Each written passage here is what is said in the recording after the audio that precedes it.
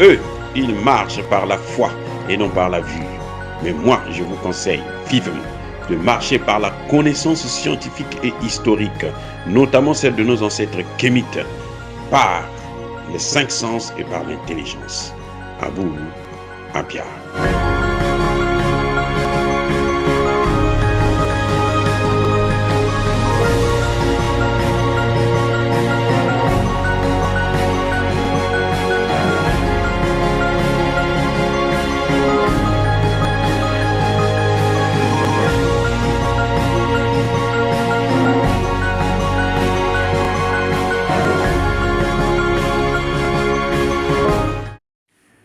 Otep à tous, bienvenue sur la chaîne des panafricanistes par essence, par conviction et par excellence.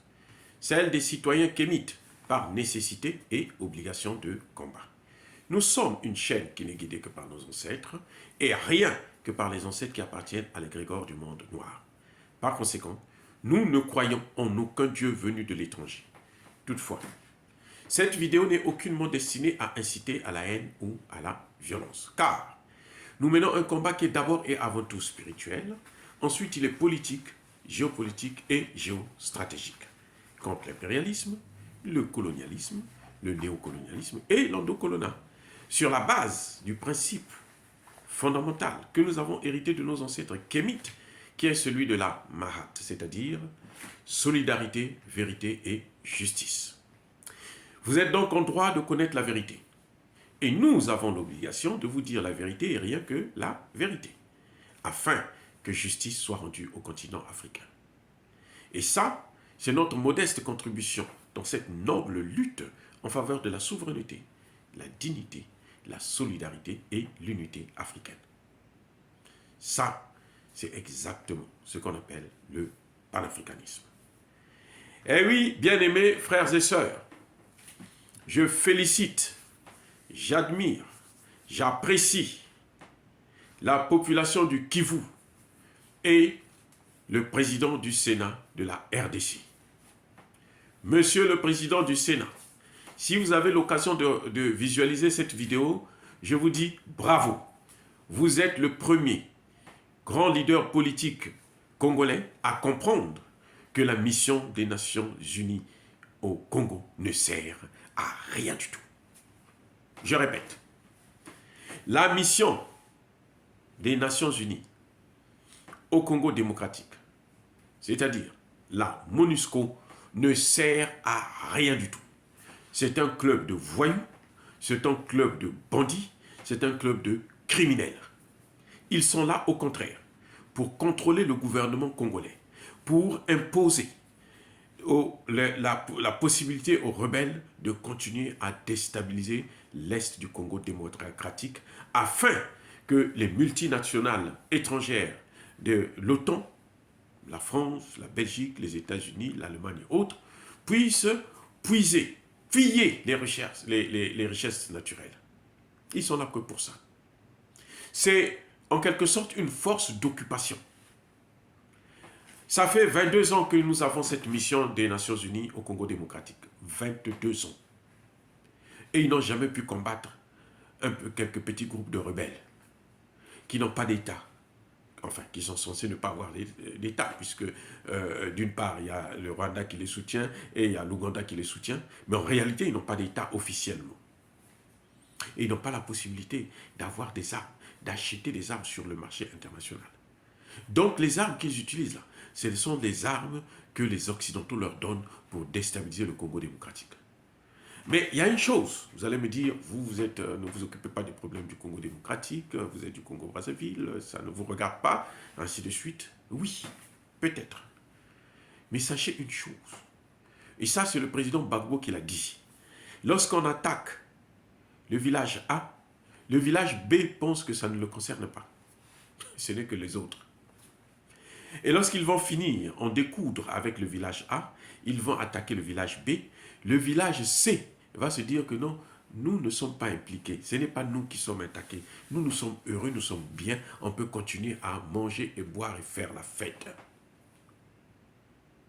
Quand ils vont finir avec le village B, ils vont passer au village C et le village D va avoir la même position jusqu'à ce qu'ils arrivent au village Z.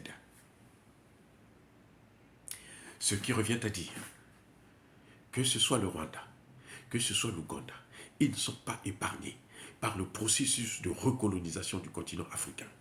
Je répète,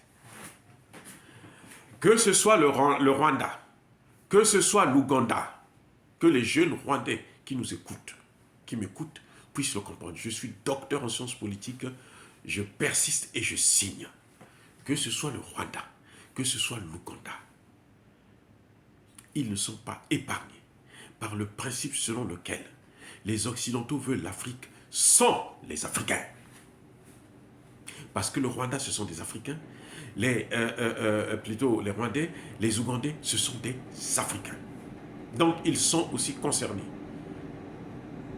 Au premier chef, on les utilise pour les aider à combattre la RDC, mais après la RDC, on va s'occuper d'eux aussi correctement et parfaitement. Jusqu'à preuve de contraire. C'est pas moi qui le dis. Vous savez que le génocide qu'il y a eu en 1994 au Rwanda, la France est impliquée jusqu'au cou. L'opération turquoise que les Français avaient amenée en 1994, ce n'était pas pour venir sauver la population, ce n'était pas pour éviter la guerre, ce n'était pas pour empêcher le génocide, mais c'était pour faire prendre, échapper, épargner les génocidaires qui avaient travaillé pour la France. Eh oui, bien-aimés frères et sœurs, c'était tout. Donc l'Occident connaît. Et il y a un noir qui était impliqué, qui a facilité cela, parce qu'il travaillait aux Nations Unies, c'est Kofi Annan. Kofi Annan a facilité le génocide. C'est pour ça que pour le récompenser, on l'a nommé secrétaire général de l'Organisation des Nations Unies. Alors que les Africains souhaitaient le renouvellement du mandat de Boutros Ghali. Donc je reviens encore sur ce que je disais tantôt. La population du Kivu a raison sur toute la ligne et ils sont braves d'affronter les casques bleus eux-mêmes. Parce que, on le voit, M. Tshisekedi, il dort. Il n'a rien à faire, il dort. Il continue à caresser les Occidentaux dans le sens du poil. Il n'a jamais compris qu'après 22 ans, si vous n'avez pas obtenu un résultat, ce n'est pas après 25 ans que vous allez obtenir un résultat. La force des Nations Unies au Congo démocratique compte plus de 14 000 soldats. Et ils n'arrivent pas à venir à bout de quelques milliers, 2, 3 ou 5 000, 5 000 c'est même trop, rebelles, Hutu-Rwandais, ou bien quelques rebelles qui viennent de l'Ouganda, ou qui sont soutenus par l'Ouganda. Et c'est incroyable qu'une mission des Nations Unies ne puisse pas assumer ses fonctions telles que le mandat le lui recommande. C'est une mission de maintien de la paix. Donc c'était à eux de faire la guerre, de mener la guerre contre les groupes rebelles. Ils ne le font pas, ils font le business. Ils s'enrichissent, ils prennent les matières premières, ils deviennent des gens, comment on appelle ça, des trafiquants d'or, de diamants, de toutes les matières premières possibles qu'on peut avoir au Congo démocratique. Donc, lorsque le président du Sénat aujourd'hui lève la voix, hausse le ton, je dis bravo, monsieur le président. Bravo. Et j'espère que le président Tshisekedi prendra le train en marche, parce qu'il ne pourra pas continuer comme ça, à jouer avec la mort des populations congolaises. Nous ne tolérerons pas ça. On compte déjà 20 millions de morts au Congo démocratique. Et il y a une mission des Nations Unies qui est là depuis 22 ans. On ne fait que continuer à pleurer nos morts. Ça suffit. Enough is enough. Monsieur Tshisekedi, prenez vos responsabilités. Si vous ne prenez pas les responsabilités, vous voyez ce qui est en train de se passer. Lorsque la justice ne se rend pas dans les lieux habilités à le faire, elle se fait dans la rue. C'est pour ça que vous voyez dans les populations de l'Est, ils en ont marre. Et ils ont raison. Parce que ce sont eux les victimes. Ce sont eux qui subissent. Ils ont le droit de riposter. Ils ont le droit de chasser eux-mêmes. Que l'armée. Vous voyez? Lorsqu'ils sortent là, les Nations Unies, Et l'armée congolaise utilise les bombes lacrymogènes pour disperser la population. Si c'était le gouvernement de transition du Mali qui le faisait, on allait dire qu'il ne respecte pas le droit de l'homme, qu'il ne respecte pas le droit de manifester. Eh oui, mesdames et messieurs, bien-aimés frères et sœurs, le Congo doit être libre. Et M. Kabila, plutôt Tshisekedi, doit prendre ses responsabilités totalement. Et les responsabilités, ce sont lesquelles?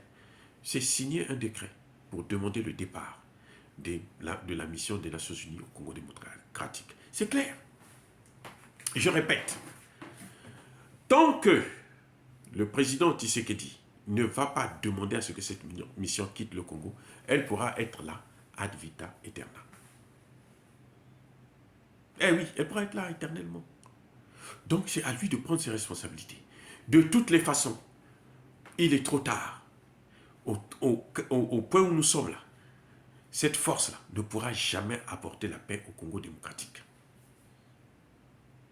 Donc il est temps que les autorités congolaises, notamment le président Tshisekedi, demandent le départ des troupes des Nations Unies. On n'en veut pas, parce que plus il va insister, plus la situation va s'aggraver. Les populations n'en veulent plus. Et c'est ça la vraie démocratie. Lorsque les populations disent « nous ne voulons plus de ça », alors le gouvernement qui est là en place, un gouvernement qui aurait été élu démocratiquement, doit prendre ses responsabilités pour faire ce que la population demande. Que ce soit bien clair. Les Nations Unies ne pourront plus apporter la paix au Congo démocratique. La paix viendra à travers les Congolais. La paix ne viendra pas non plus parce qu'on va demander à la France de venir ouvrir une école militaire au Congo démocratique. C'est faux. La France a échoué au Centrafrique, juste à côté. La France a échoué au Mali.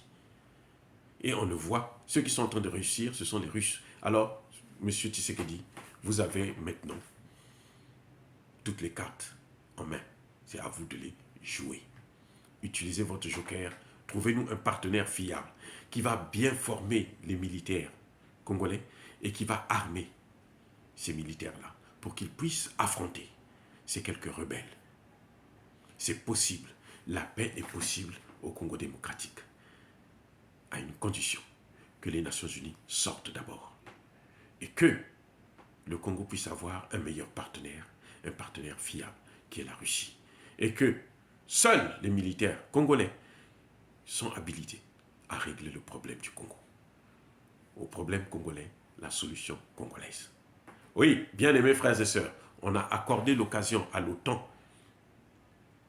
et à la France et la Belgique. Maintenant, ça suffit. Ils ont échoué. Ils ne font que nous pousser à compter les morts. Alors, que ce soit, que ça s'arrête là. Que la mission des Nations Unies s'en aille. Pourquoi il n'y a pas de mission des Nations Unies en Europe? Envoyez-les en Ukraine. Et ce serait bien. Envoyez les Nations Unies en Ukraine. L'Ukraine ne fait que ça, ne demande que ça. Envoyez-nous des hommes, envoyez-nous des armes. L'Ukraine a demandé aux Africains d'aller combattre. Non, nous on ne veut pas. C'est les Nations Unies là qui doivent aller combattre pour l'Ukraine. Voilà, envoyez-les en Ukraine.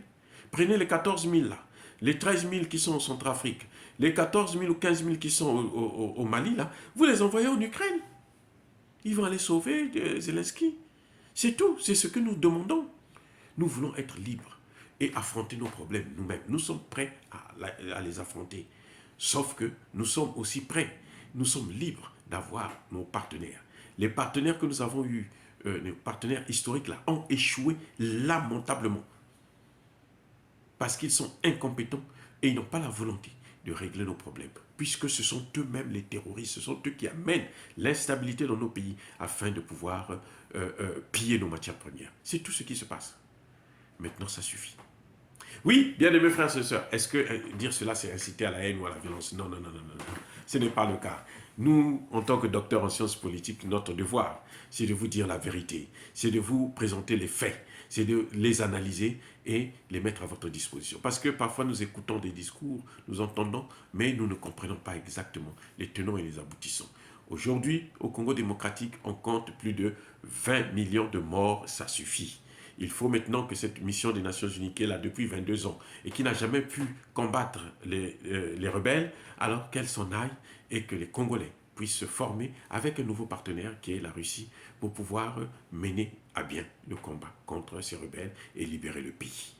C'est ce que, d'ailleurs, la population du Kivu demande. Quand les populations sortent, ils demandent le départ de la France, ils demandent le départ de la mission des Nations Unies et ils demandent l'assistance de la Russie. Monsieur Tshisekedi, si vous êtes un véritable démocrate, écoutez le message de votre population. Entre-temps, alors, chers Congolais de Kivu, soyez bénis par le Dieu des Kémites, le Dieu de vos ancêtres. J'ai dit et j'assume.